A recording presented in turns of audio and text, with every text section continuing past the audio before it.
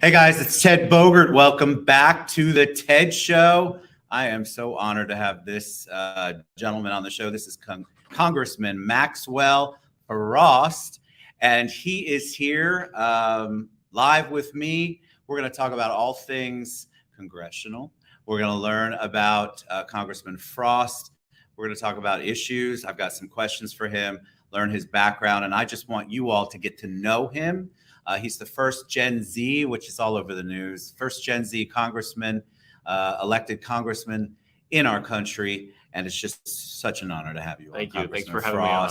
I'm really excited. I read your bio. I think what you're doing, and we'll get more into that, is just so forward thinking. And there are so many people who are hungry to hear to hear what you have to say, and for you to be a voice for a lot of people who do not feel like there's a loud enough voice for them in all the issues. But before we get to that, I told you before we went live that the audience loves a little origin story. So I wanted to take a few things from your bio and talk about that. You were raised by a mom who was a special needs teacher. And having worked in the education field and understanding that it takes a very special person to do that. Tell me what that was like and how that impacted you. Yeah, so my mother, she actually still works as a special needs teacher. She retires this year. This is her last year, 37 years doing special needs education in public school, which is a lot. It's a lot. It takes a special person, and that's what my mother is. You know, she's the nicest person in the world. I'm a little biased, but you know what I got a lot from that is this. Like, let me tell you about my mother. She came here from Cuba in the late 1960s. No English, no money. She had to go to middle school and high school, learn English while she was actually doing classes that were taught in English. From there, she went to college, got her degree, and wanted to become a teacher. I think in part because of what she had to go through as someone who's learning a language and learning in that language simultaneously. I don't think I could do that. I mean, it's incredible. And I think, you know, the teachers along the way that helped my mother, be the person she is today, I think that really stuck to her heart and created this person who is just so service oriented. You know, in my parents' house, there's never an open room. They always have someone in there. You know, my mom's always figuring out how to help people. My mom's always assuming best intentions in people, and she just has that heart of service. And I grew up going to her class. You know, after school, getting to meet her students, and I think really at an early age is part of what ingrained this spirit of an organizer and thinking about the most vulnerable people in our communities, the people who have been forgotten about, and our special needs children in school a lot of times are those folks. People don't realize how, when we talk about backlogs in government, how that really impacts people with special needs and people with disabilities. When we talk about the fact that we live in a country where you can pay someone with special needs or disabilities less than minimum wage. And so there's just so much that needs to happen for justice for those folks, but that all stems from being in fourth grade and going to my mom's special needs class, getting to meet the amazing students, and from a young age being exposed to people who are different than you, and people who have different needs than you, I think is part of the reason I'm here today. So it's had a huge impact, and obviously is part of the reason why I have so much respect, admiration, and fight really hard for public education. You obviously have a servant's heart. That's when you read anything about you or your bio, giving back, trying to take care of the marginalized communities, being a voice for people who do not have a voice or feel like they don't have a voice. You can tell that you are passionate about that. So when I read that, I thought, I bet you that's where some of that passion and fire comes from. I want to dive into issues and start talking about things. You survived a gun violence attack or survived gun violence incident. Can you talk about that? And then let's talk about gun prevention, gun violence, anything that we can do, because that's a hot topic right now. And I feel like there are a lot of voices out there that are unreasonable. So let's hear your experience and what it is that you want to try to accomplish. You know, for so long, I did not consider myself a survivor of gun violence. I'd been involved in this work for a decade. Since I was 15 years old, I got involved for one reason. I didn't want to get shot in school. And I went to the Afro-Latino School for the Arts over by Gatorland for 7 years. Before every jazz band concert, my best friends and I would go to this restaurant at the Loop in Kissimmee load up on a ton of junk food. I remember we're there eating one day, and there was a silence that fell across the entire restaurant. Kind of looked around, wondering what's going on. We'll look up at the television screens, and we saw somebody walked into an elementary school in Newtown, Connecticut, and murdered 20 children and 6 teachers. It had a huge impact on me. I couldn't stop thinking about it. And I ended up going to Washington, D.C. for the memorial that was going on. I was 15 years old. I just felt like something in my heart, I needed to be there. And it was there that I met the families and the families of the victims and the survivors of the shooting. And I spent a few days with them, lobbying, doing service projects. And it was the day of the vigil, the last day. All the kids from Sandy Hook were sitting around this pool, hotel pool. We were all kind of had our feet wading in the water. And across from me was a guy named Matthew Soto. His sister Vicky was a teacher at Sandy Hook. And when she heard the gunshots, she hid the kids in cabinets and she was killed. And seeing Matthew, at the time he was 16, seeing a 16-year-old with the demeanor of a 60-year-old crying over his sister who was murdered for going to school that morning changed my whole life. I didn't grow up in a community where gun violence was a normal thing. And so it was that kind of an emotional whiplash that in that time of being uncomfortable in that space actually gave me a conviction that changed my life forever. That's why sometimes being uncomfortable is actually some of the best things you can do in your life. Absolutely. How else is there change? You have to get uncomfortable. You have to address the things that nobody wants to talk about. People are talking about gun violence, and it feels like we are 1,000% completely divided. Yeah. I don't know why that is, but talk about that. Well, the interesting thing. So, and then I got involved in the work 3 years later. I'm here in downtown Orlando, Halloween, the roads become open. And I was at the wrong place at the wrong time. There was 2 dudes right behind me who were in an argument over some girl. One of them had a gun, pulled it out and started firing.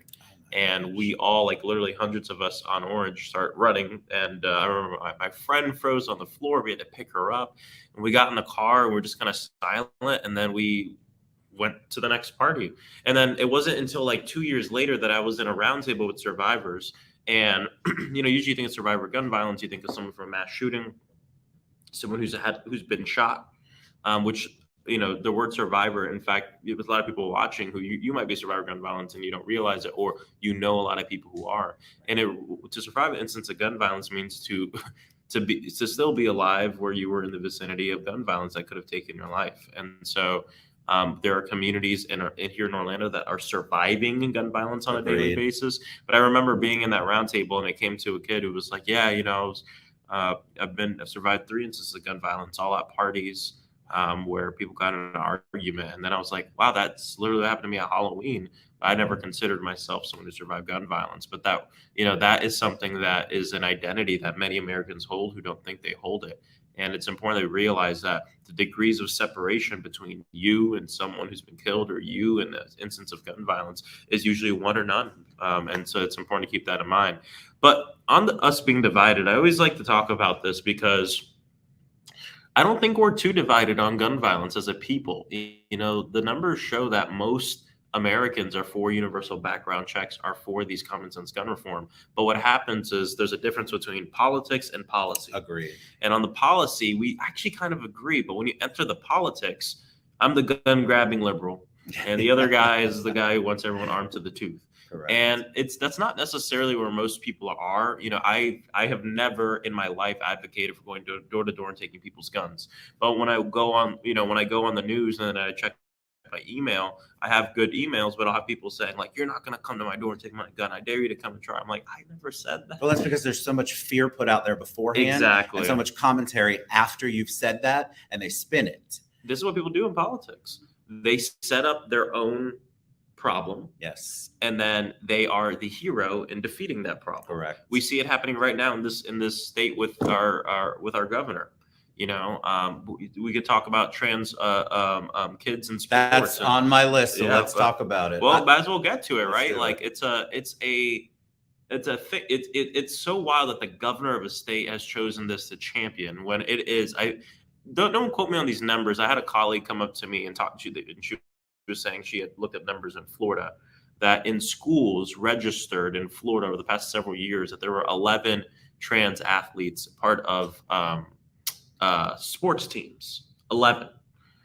And we have the governor up here talking like this is like, like It's a day-to-day challenge. It's a day-to-day challenge for every kid, and every kid's thinking about it when it's just not true. So he's creating an issue that doesn't exist, so he can be the hero of that issue for his, because he's running for president. He's more interested in running for president than running the state. And the people who suffer from that are the actual trans kids and kids, which is just,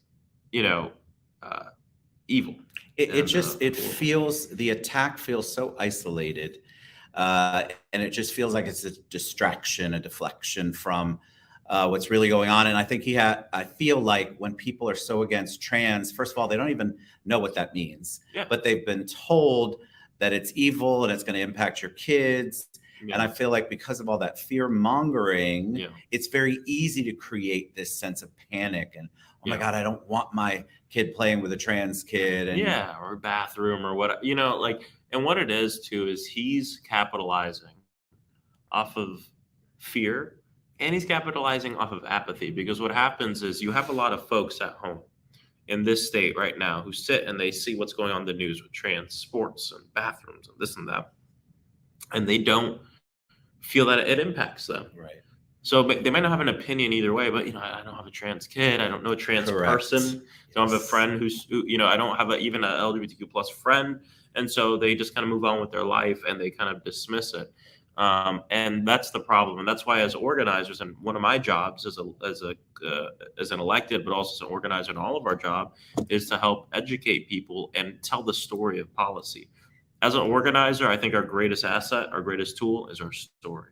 Agreed. That is it right there. And so the next step is telling the story of policy, which can be hard. Policy is like wonky, and no one wants to hear about that, but it's our job to tell the story of how does this impact our day-to-day life. So this is about protecting the humanity of our LGBTQ plus community and of trans kids.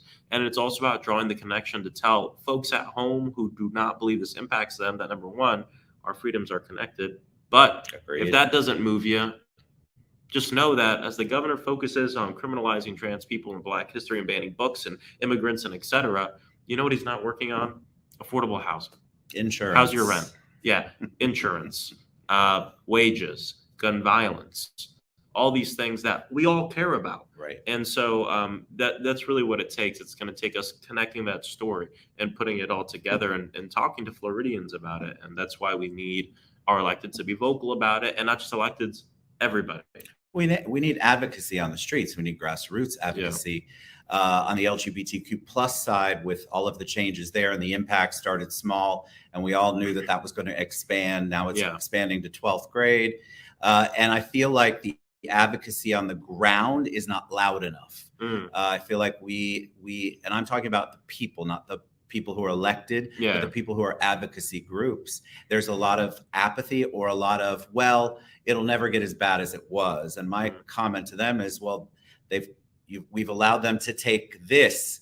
There's going to be a next thing that they want to take away. And I think that our state really, he has, my opinion, there's a lot of people who are feeding him yes, yes, yes, but that doesn't represent the whole population like you talked about. We're not as divided. That was such a great point. We're not as divided as the media or that particular type of media likes to put out.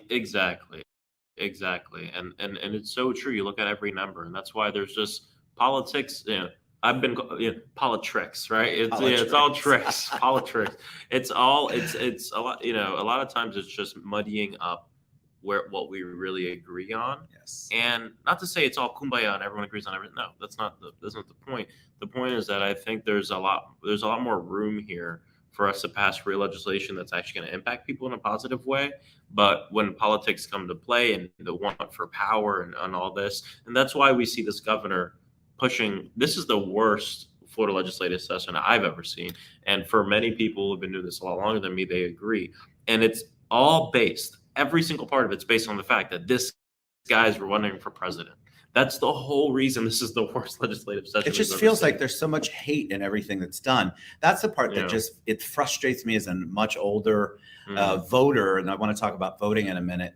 I just feel like there's so much hate. And so the divisiveness seems louder and bigger than it is, because the media picks up on that and spreads it. Yeah. And then the people who are apathetic, like we talked about, or just don't feel like their voice matters, your voice matters. Your voice matters. And I want to encourage people. So let's talk about voting, because that is a way to make an impact.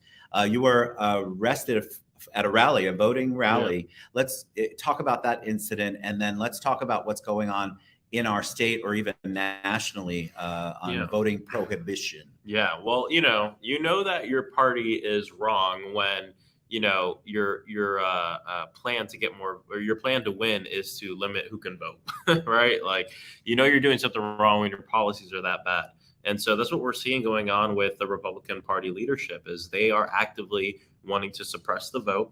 Now they're talking about they want to make it harder for people to vote on college campuses. They want to make it harder for young people to vote. And this isn't, oh, they're being cryptic and I've figured it out. No, they're saying young people shouldn't be voting at these numbers. They don't know. There's been Republican leaders who have proposed moving the voting age to 21 versus 18. And so they understand that time is not on their side. And I'll say there's some great groups out there.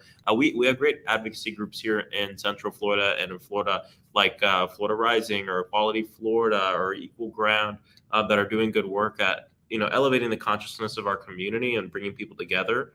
But voting is so important. And I think it's really going to take us doing year-round organizing work to keep people involved. But what I was just saying is, the Republican Party understands. They're just wising up to this. Time is not on their side. We saw that in this past election. For people who don't know, young voters, which let's categorize it as younger millennials and Gen Z, voted for Democrats. 70% of them voted for Democrats. 70%. That's a wild number. And here's the thing, because you got to look at trends. Most generations typically get a little bit more conservative as they get older. Not everybody, but the voting trends. Yes. And so we're not seeing that. And when you look at millennials, which, I think the oldest millennials around 41 or 42 or 40, they're not becoming more conservative. They're actually kind of sticking where they're at. And if we're able to extrapolate that to kind of that entire generation, and then also Gen Z, which is the most progressive generation in our country's history, time is not on the GOP side. And what I always tell people is this: we hear people complain about the youth vote. We do need to get the youth vote up. Young people are voting at rates that we've never seen in this country's history before, and we should applaud that and work at making it even bigger. The youth vote has never been the largest piece of the pie, but it's larger now than it's ever been. But here's the thing that people never think about, and this is why we have to engage with young people all the time, even though it's not the largest part of the pie. Because what you're doing is you're creating a pipeline. And these young people voting now, in 10 years, that generation will be the bigger part of the pie. Agreed. And if that bigger part of the pie is voting 70% for Democrats, or even 65% for Democrats, we change this country. And that's why engaging with young voters is important. We tend to be very we want to see dividends now. Correct. And we are seeing good dividends now. But think about it. When we engage with this young generation now, not only are we trying to get voters for this election, but we're going to see the fruits of that work in a decade, in 2 decades, when those same voters, those same generations are no longer the youth vote, but maybe are, comprised of between 30 and 60-year-olds that make up a huge amount of the voting block here. And that's why the GOP is holding on to their power. It's like when you're holding on to something and you grasp it right before you let go of it. Yes. They realize that the voting trends generally are not going their way. And that's why we're seeing more aggressive gerrymandering than we've seen in a while, the voting rights attacks, and the attacks on education. It's all connected. Why are they going for education? Because this is the most progressive generation in the history of our country, and they want to change that. But what they don't understand is with these things, young people are learning a lot in school, but most of what they're learning with the whole, the totality of their humanity is actually outside of school. Absolutely. And so they're not going to be able to change that. In fact, they're just pissing them off and making them even more democratic. Well, that's what it feels like. And so my GOP friends that will be watching this, nobody's saying all GOP is evil, and nobody's saying all Democrats are perfect. But what we're seeing is a lot of incredibly vocal to the very extreme, and we talked about this before we went live, there's this extremist part that's come out that has become mainstream, or at least appears to be mainstream, but that doesn't necessarily mean that just because you're a GOP, we're saying you're evil, or just because you're a Democrat, we're saying you're perfect. You're pure. No, we just want you to think about where this is, and if it doesn't represent you in your party, you need to be vocal about it and not just be apathetic. I want to ask about the word woke, because I know we need to wrap it up in a minute.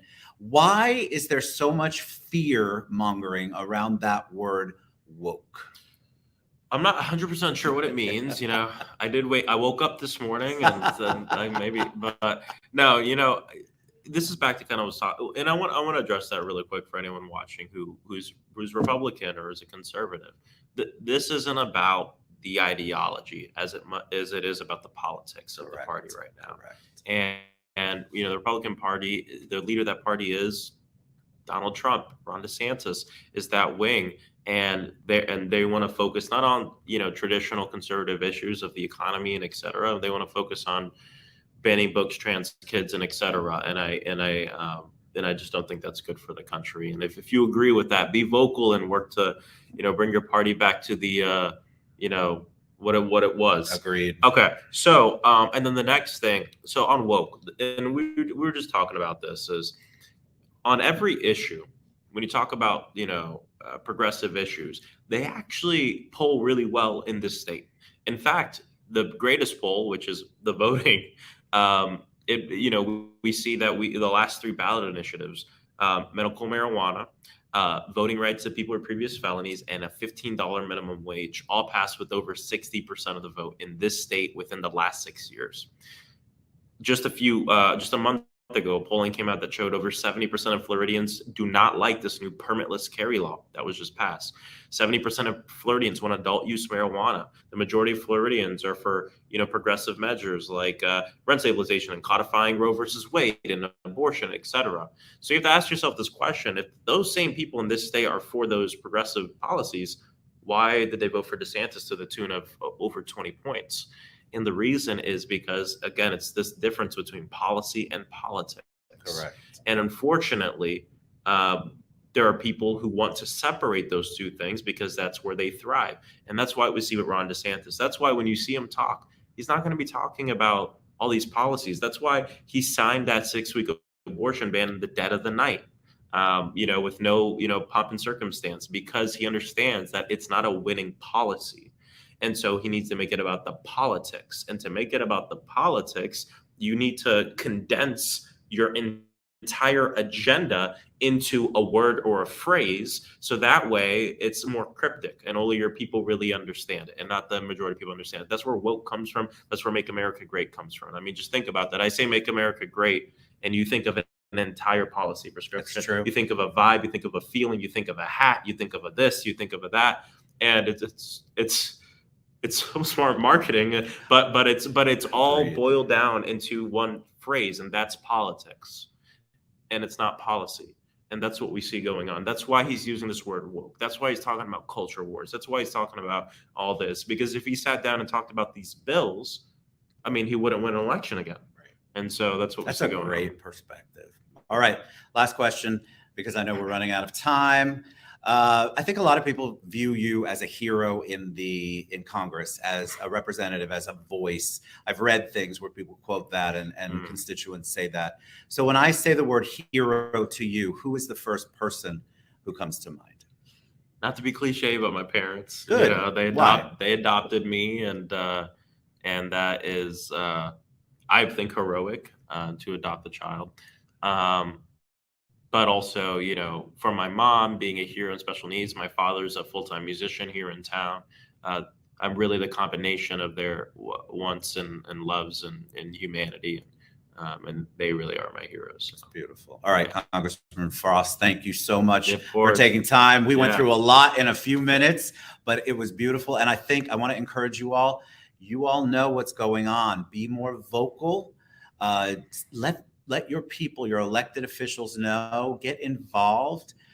This is an interesting battle we have going on, and I think it's just going to get tougher and tougher. And so we need voices out there. And we know that your voices are going to be heard if you get involved. Thank you so much, Congressman Frost. Appreciate it. What an honor to have you on. You guys, will see you soon. Get involved. Look at Congressman Frost's website below. Reach out to him. We'll see you guys soon. Bye, everybody.